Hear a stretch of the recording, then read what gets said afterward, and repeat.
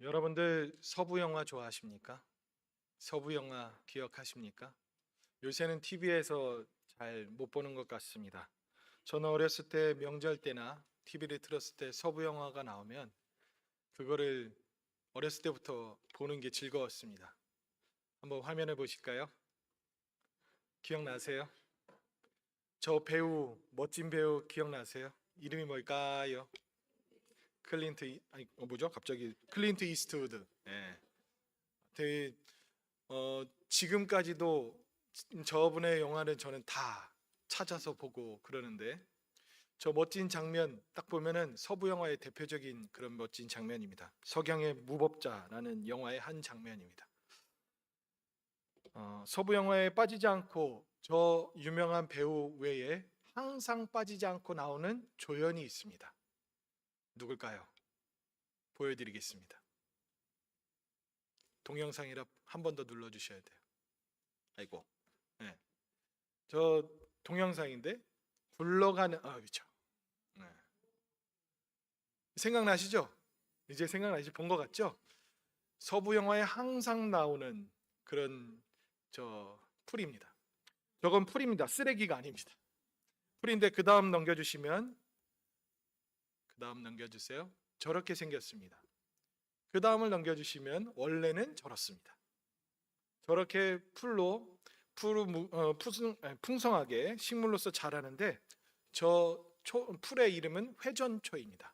왜냐하면 굴러서 간다고 해서 회전초라고 학명으로까지 이렇게 이름 붙어 있지는 않지만 회전초라고 합니다. 근데 저 회전초에 특별한 생존 전략이 있습니다. 무엇이냐면 비가 내릴 때나 풍성한 수분이 많을 때는 잘 뿌리를 내리고 있다가 가물어지면 스스로 뿌리를 자릅니다. 뿌리를 자르고 나는 다른 곳으로 이주해야지 하면서 뿌리를 자르고 떼고 굴러가면서 또 이주를 하는 겁니다. 그런데 자신이 움직여서 이동하는 것이 아니라 바람에 의해서 저렇게 굴러갑니다. 겉으로는 자유로워 보이는 것 같고 다른 식물이 멍청하고 자신은 가뭄일 때 다른 곳으로 이주해서 또 뿌리를 내리는 것이 더 좋은 모습인 것 같지만 이 풀에는 비극이 있습니다. 무엇이냐면 자기 스스로 움직일 수 없다는 겁니다. 그래서 바람에 의해서 굴러가다 보면 절벽에도 떨어질 수도 있고 불 가운데로 들어갈 수도 있고 상상하지도 못하는 곳으로 처박히게 되는 일들도 생겨지게 된다는 것이죠. 그래서 저 풀은 바람의 노예야도 같습니다. 노예처럼 바람 위에서 살아갑니다. 그런데요, 전혀 다른 길을 가고 있는 풀이 있습니다. 사진 보여주세요. 시냇가에 심겨진 나무들이죠. 처음엔 풀로 시작했다가 장성해서 나물로 되고 숲으로 되죠. 똑같이 타는 듯한 가뭄과 뜨거운 태양 아래서 있는데 절대로 자리를 뜨지 않는 나무들입니다. 폭풍이 불어도 그 뿌리는 더 깊게 내려가지 뿌리를 자르거나 그런 일은 없습니다. 겉으로는 뜨거운 태양볕 아래 고생하는 것 같지만 언제나 그 자리에 있습니다. 하지만 이 나무에게는 보이지 않는 능력이 있습니다. 바로 무엇이냐면 그 나무의 뿌리가 깊숙이 박혀서 지하수를 빨아올리고 시냇가에 있는 물들을 흡수한다는 것입니다. 그렇기 때문에 세상이 아무리 가물어도 이 나무는 말라 비틀어지는 일이 없습니다. 뿌리를 통해서 끊임없이 생명수를 공급받기 때문에 그렇죠. 그리고 종국에는 더 장성하여져서 때가 되면 나무가 아니라 열매를 맺기 시작합니다. 그런 일들이 있습니다. 이 두 가지의 식물을 가리켜서 오늘 말씀 가운데서도 두 이야기로 펼쳐집니다. 3절과 4절 말씀 보실까요? 3절에 보시면 시냇가에 심은 나무라고 표현을 하고요. 4절에 보시면 바람에 나는 겨워라고 이렇게 이야기를 합니다. 이 동부식물, 이 차이점에서 보시면 특히 시냇가에 심은 나무는 어떤 인생을 살아가냐라고 했을 때 3절 말미에 보면 모든 일이 다 형통할 것이다 라고 말씀합니다. 그렇지만 4절에 있는 그 바람에 나는 겨와 같다라는 이 나무는 그 다음 구절에 보면 그의 길은 망할 것이다 라고 말을 합니다.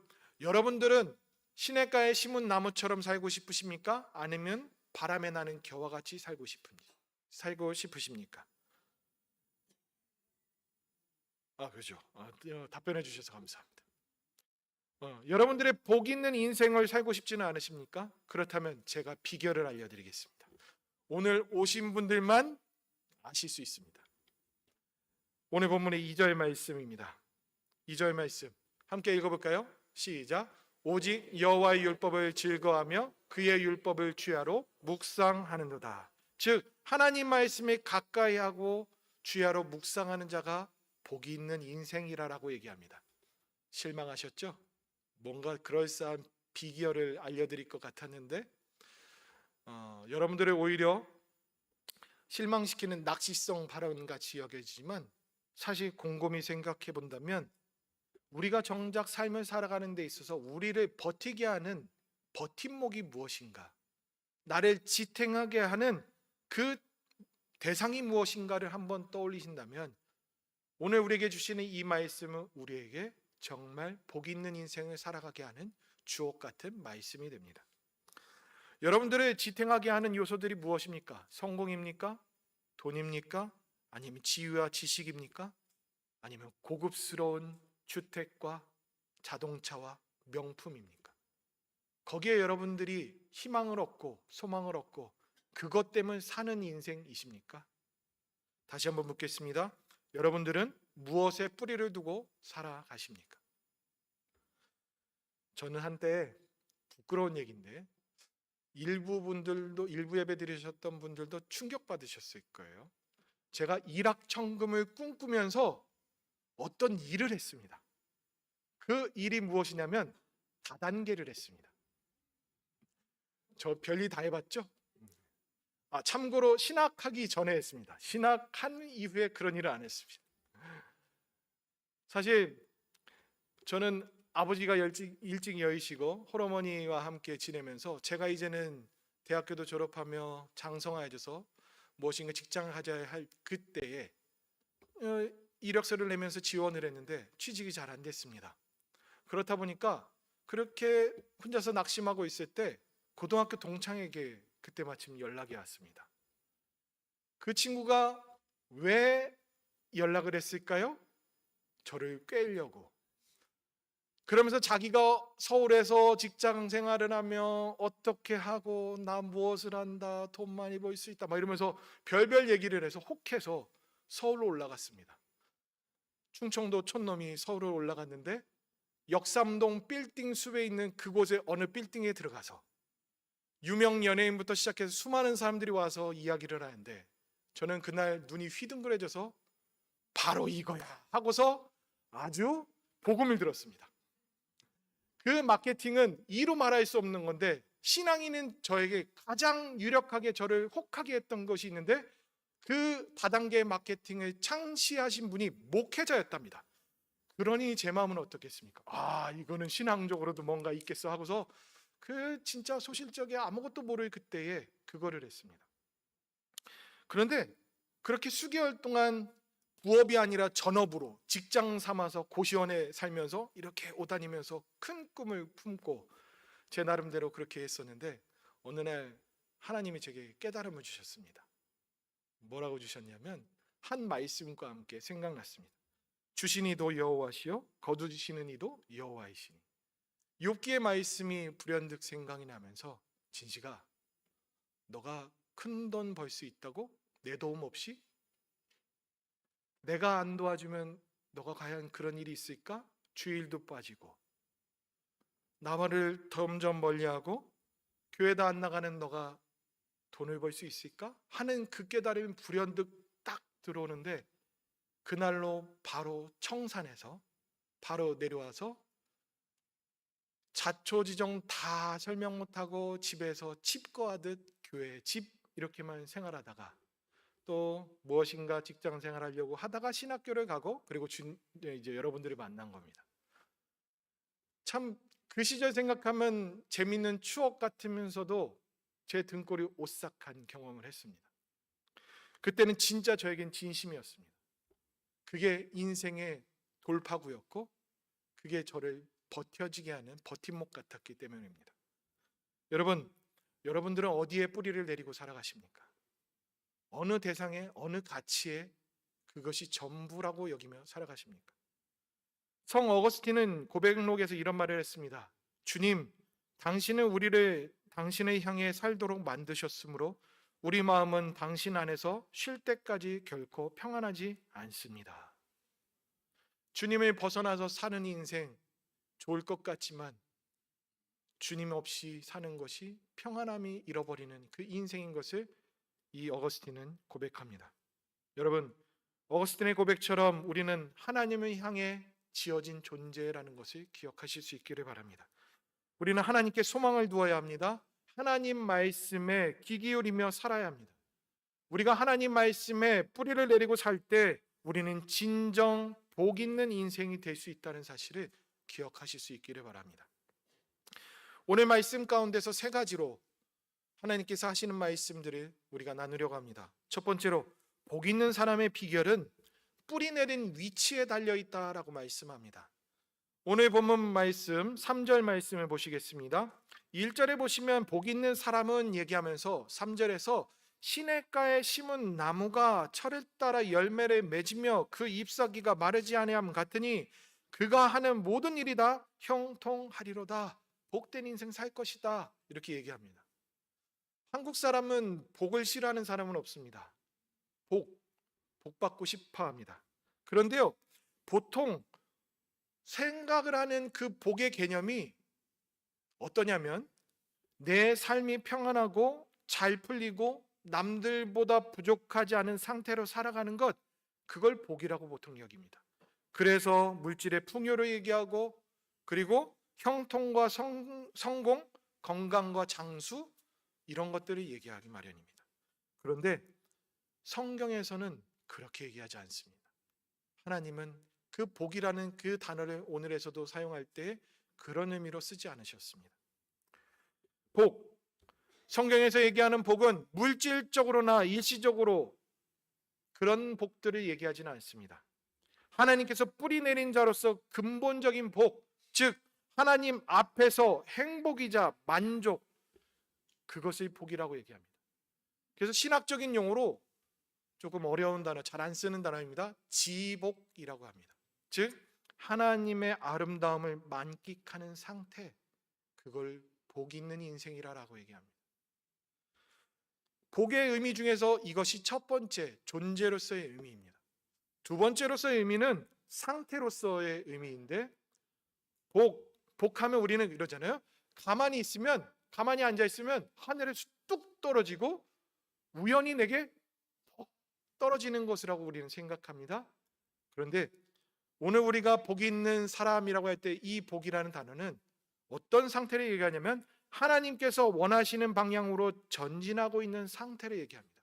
즉 복 있는 인생은 하나님의 말씀에 기반을 두고 거기에 뿌리를 내려놓고 하나님께서 원하시는 삶을 살아가는 자, 그런 자를 복 있는 사람이라고 오늘 본문에서는 이야기하고 있습니다. 종합해 본다면 우리가 뿌리를 어디에 내리고 있느냐에 따라서 복이 결정된다는 것입니다. 그런 의미에서 오늘 본문 1절에서 3절 말씀 다시 한번 읽어보실까요? 함께 합독하겠습니다. 시작. 복 있는 사람은 악인들의 꾀를 따르지 아니하며 죄인들의 길에 서지 아니하며 오만한 자들의 자리에 앉지 아니하고 오직 여호와의 율법을 즐거워하여 그의 율법을 주야로 묵상하는도다. 그는 시냇가에 심은 나무가 철을 따라 열매를 맺으며 그 잎사귀가 마르지 아니함 같으니 그가 하는 모든 일이 다 형통하리로다. 이해가 되시죠? 단순히 뭔가 큰 게 뚝 떨어진다 이게 아니라 어떻게 살아가며 그는 어떤 모습을 하며 어떻게 나아가는 것이 복이 있는 인생이야 라는 것을 말씀해 주고 있습니다. 여러분, 우리는 세상 사람들과 다른 존재입니다. 하나님 나라 백성으로서 세상 가치관과 구별된 생각을 가지고 살아가는 자들입니다. 그래서 5절에서 보시면 죄인들은 의인들의 모임에 들지 못한다라고 말합니다. 세번역에서는 이것을 더 명확하게 표현합니다. 죄인들은 의인들과 함께 할 수 없다. 믿는 자들은 세상 사람들과 구별되어져서 그들과 친해지려고 가까이 간다 한들 오래 버티기가 힘듭니다. 식사를 하고 잠깐 어울리는 것은 좋은데 계속 지속적으로 그들과 향유를 하며 유흥을 하며 할 수 없습니다. 왜냐하면 너무나도 결이 다르고 가치관이 다르고 우리의 삶의 범위와 가치관이 너무나도 다르기 때문에 그렇습니다. 세상 사람들은 이 땅에 좋은 것, 남들이 가지지 못한 것, 그것을 갖는 것을 복이라고 여깁니다. 그런데 하나님은, 하나님의 사람은 하나님께 뿌리를 내리고 하나님께서 원하시는 방향으로 전진하며 있느냐, 그것을 가지고 진정한 복이라고 말씀하십니다. 그렇기 때문에 저와 여러분들은 진정한 복의 개념을 바로 알고 하나님 안에서 뿌리를 내리며 살아가는 것이 우리 인생의 복된 인생임을 깨달으시며 살아가실 수 있기를 바랍니다. 두 번째로 하시는 말씀은 말씀을 기반으로 살아가는 사람이 복 있는 사람이라 라고 말씀합니다. 오늘 본문 1절과 2절 다시 한번 볼까요? 1절에 복 있는 사람은 하면서 2절에서 보시면 여호와의 율법을 즐거워하며 그의 율법을 주야로 묵상하는 자다라고 얘기합니다. 그러기 때문에 악인들의 꼬임에 따라가지 않고 죄인들이 가는 길에 함께 서지 않으며 빈정대는 사람들과 함께 앉아있지 못한다라고 얘기합니다. 왜요? 우리는 하나님 말씀으로 분별하는 자들이기 때문에 그렇죠. 여러분, 오늘 말씀, 특히 2절 말씀 가운데 우리가 잘 알고 잘 사용하지만 진면모를 제대로 알지 못하고 사용하는 단어가 있는 것 아십니까? 무엇일까요? 묵상입니다. 묵상. 묵상이라는 이 단어는 사자가 먹잇감을 쥐고 으르렁거리는 그 소리, 그것을 묘사하는 것으로부터 이 단어가 시작되어졌습니다. 저에게는 참 난감한, 연기해야 하는, 여러분들이 잘 이해하시기 위해서는 연기가 불가피할 것 같아서 너무 쳐다보시면 부끄럽습니다. 동물들이 먹잇감 앞에서 어떻게 하냐면 막 이거 아시죠? 무슨 느낌인지 아시죠? 참 부끄럽습니다. 근데 여러분들을 위해서 제가 했습니다. 이게 뭐냐면 너무 흥분해서 막 방방 뛰면서가 아니라 이 먹이를 이렇게 먹기도 하고 빨아먹기도 하고 돌리기고 저렇게 하면서 너무 좋아해서 으르렁거리고 끄렁끄렁 하면서 막 그런 상태가 바로 이 묵상하다라는 의미입니다. 그렇다면 하나님 말씀을 묵상하다는 것이 무엇이겠습니까? 이 말씀을 어쩔 줄 몰라서 이렇게 연구했다 저렇게 연구했다 이 말씀이 뭔지 살펴봤다 그러면서 좋아서 싱글벙글하면서 하나님 말씀을 너무 흥분한 나머지 실웃음과 함께 모든 것들을 펼쳐내는 그런 상태가 하나님 말씀을 묵상하는 거랍니다. 저 혼자 이 설교 준비하면서 이 대목에서 상상한 거 있죠? 우리 동산교회 성도님들이 각 처소에서 그러기를 바라는 것. 네. 이 말씀은 어찌할 바 모르면서 너무 신난 나머지 별소리 다 내는 그 모습 말입니다. 그래서 제가 준비했습니다. 로비에 들어오실 때 뭐 신기한 거 뭐 세워져 있는 거 보셨죠? 평소와 다르게 주보를 이렇게 가지런히 꽂아 놓는 거와 함께 그 옆에다가 책자를 몇 개를 꽂아 놨습니다. 한번 보여주시죠. 로비에 저렇게 해놨습니다. 저건 큐티 책입니다. 그래서 우리가 함께 일상 가운데서 하나님 말씀을 묵상하며 살아가자. 그리고 어린아이부터 어른까지 가정에서 한 본문으로 함께 그 말씀을 묵상하며 서로 말씀으로 코칭해주고 다독여주고 격려해주며 말씀 안에서 살아가는 가정을 꿈꾸는 마음에서 제가 타이틀을 정했습니다. 매일 만나. 매일 하나님께서 일용할 양식 주시듯 광야에 있는 백성들에게 만나를 주셨던 것처럼 그게 말씀의 표본인 것처럼 그리고 또한 그 만나를 우리가 만나로 먹고 매일 만나 먹는 거고 그리고 하나님을 말씀 가운데서 매일 만난다 해서 매일 만나라고 했습니다. 괜찮죠? 잘했죠? 그래서 매일 만나를 우리가 매일 만날 겁니다. 그리고 새벽 기도회 때 본문도 이 큐티 본문으로 계속 갈 것입니다. 그랬을 때 말씀 안에서 세워져 가는 가정을 꿈꿉니다. 사실 저희 가정 고군분투하며 애쓰는 게 있습니다. 아이들과 씨름합니다. 무엇이냐면 가정 예배를 지금까지 줄곧 드렸는데 아이들 어렸을 때 특히 첫째가 언어를 조금 알기 시작할 때 그때부터 맑게 알아들으니까 가정 예배 드려야겠다 하고서 가정 예배를 드리는데 어느 때는 예배 형식으로 했다가 찬양을 모르니까 찬양은 건너뛰고 말씀 한 구절로 다 했다가 어느 날에는 아동부 찬양 가지고 와서 니네 뭐 부르냐 하면서 그걸로 했다가 그리고 어느 날에는 교리책 그거 한 문구 읽으면서 했다가 어느 날에는 또 큐티책으로 했다. 별별 하면서 모든 방법들을 사용해서 가정 예배를 드렸습니다. 또 매일매일 드리면 애들이 압박을 느낄까 봐 눈치 보면서 일주일에 한 번 그러면서 어느 때 하면 좋을까 하다가 토요일 밤에 그래서 토요일 밤에 드리는 이유는 내일이 주일인 것을 구분하는 시간이야 하는 마음에서 그렇게 끊임없이 해왔습니다. 어느 날은 귀찮잖아요. 어느 날은 제가 농땡이를 피다가 때때로는 너무 바빠서 잊어버리고 있으면 아이들이 성경책 먼저 딱 갖다 놓고 아빠 예배 드려야죠 이렇게 압박도 합니다. 왜냐하면 그게 이제 몸에 밴 거예요. 너무 감사하죠. 한 번은 제 기도 차례인데 제가 또 기도하고 싶지가 않아서 기도하기 싫어서 목사도 이렇습니다. 그래서 농땡이 피고 있을 때 오늘은 주지시킵니다. 오늘 아빠 기도 차례예요. 그렇게 하면서 지내옵니다. 그게 계속 오는 것이 쉽지 않았는데도 불구하고 그렇게 한 이유가 있습니다. 신앙교육은 삶으로 가르치는 것만이 남습니다 라는 그 책을 읽고서 제가 변했습니다. 그렇게 하면서 아이들과 그렇게 고군분투를 하는데 아이들은 부모를 따릅니다. 부모를 그대로 답습하고 그대로 닮아갑니다.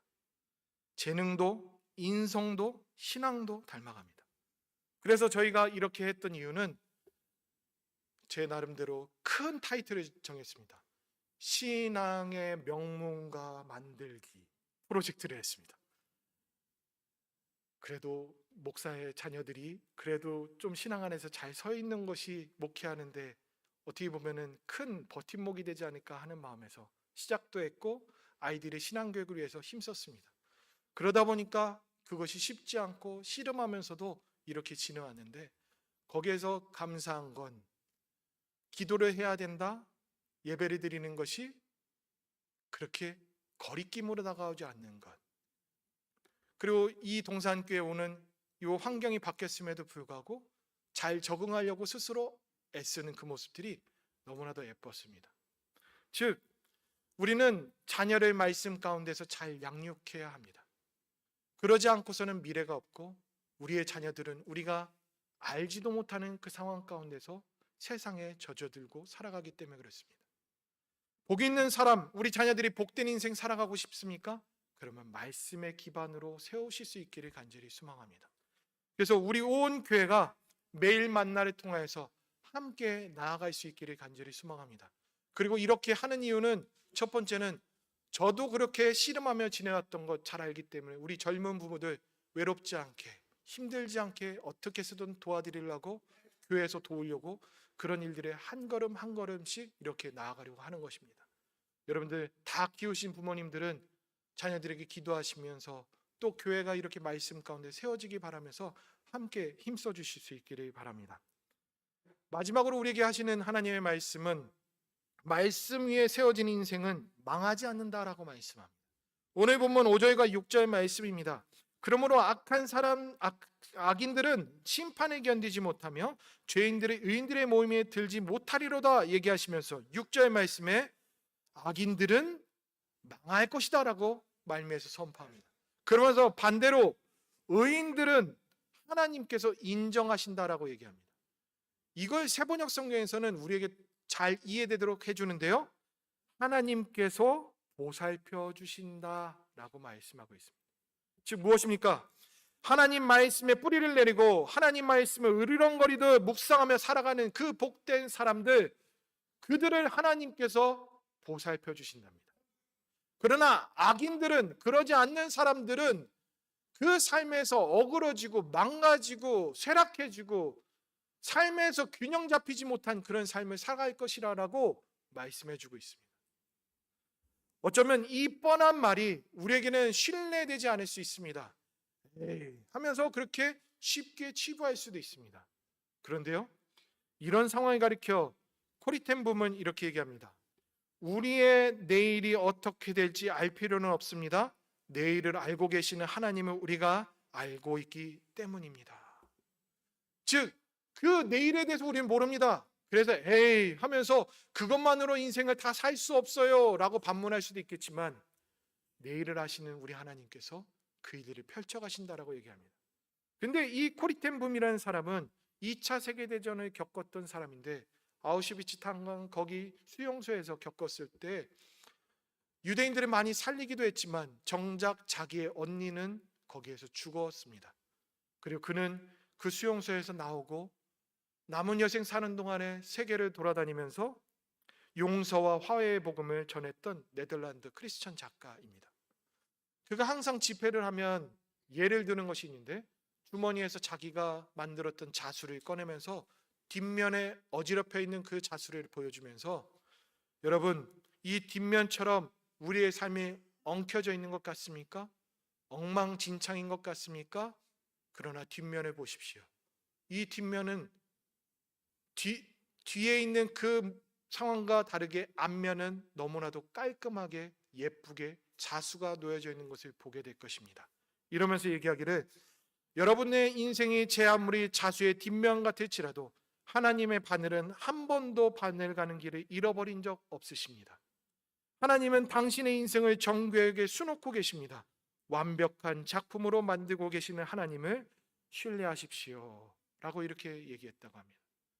성도 여러분, 지금은 내 인생의 뒷면, 즉 엉킨 실타래 같아서 예쁜 작품, 우리 미래에 하나님께서 보살피시는 그것을 꿈꾸지 못할 순간이 있을지라도 우리 하나님은 한 번도 실수하지 않는 분이심을 기억하실 수 있기를 바랍니다. 지금도 하나님께서는 우리 인생을 정교하게 수놓고 계심을 기억하시며 믿으시며 살아가시는 저와 여러분들 될 수 있기를 바랍니다. 말씀의 결론을 맺겠습니다. 여러분, 설교 서두에서 회전초 말씀드렸죠.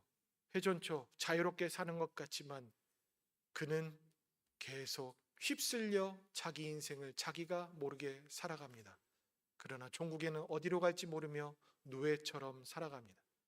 그런데 시냇가에 심겨진 나무는 그곳에 있으면서 비바람, 여러 풍파를 겪고 있을지는 모르지만 뿌리는 더욱더 깊이 내려져서 나중에는 울창한 숲을 이루고 나중에는 맛있는 과일과 과실들을 소출해내게 그런 나무로 장성하여집니다.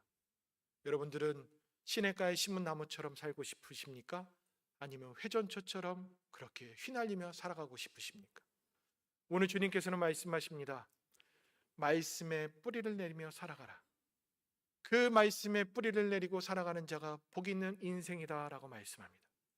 그리고 그런 자는 내가 끝까지 보살피시겠다라고 약속하십니다. 이 말씀을 우리의 마음 가운데 새겨놓으시고 시냇가에 심겨진 나무처럼 복된 인생 살아가시는 저와 여러분들 될 수 있기를 간절히 소망합니다. 기도하시겠습니다. 살아계신 하나님, 하나님 말씀에 뿌리 내리고 살아가야 된다는 것 잘 압니다. 잊지 않고 있습니다. 그러나 쉽지 않다라고 저희는 그것을 등한시 여깁니다. 그런데 하나님, 그렇게 살아가지만 정작 우리의 인생은 회전초 같은 모습으로 살아간다는 것을 깨닫게 하여 주옵소서. 시냇가에 심겨진 나무처럼 깊은 뿌리를 내리며 흔들림 없이 살아가는 저희가 되게 하여 주옵소서.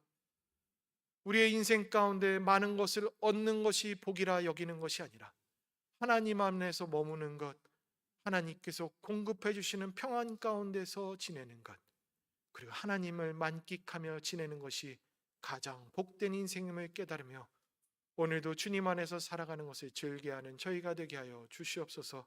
예수님의 이름으로 기도드리옵나이다. 아멘. 다 함께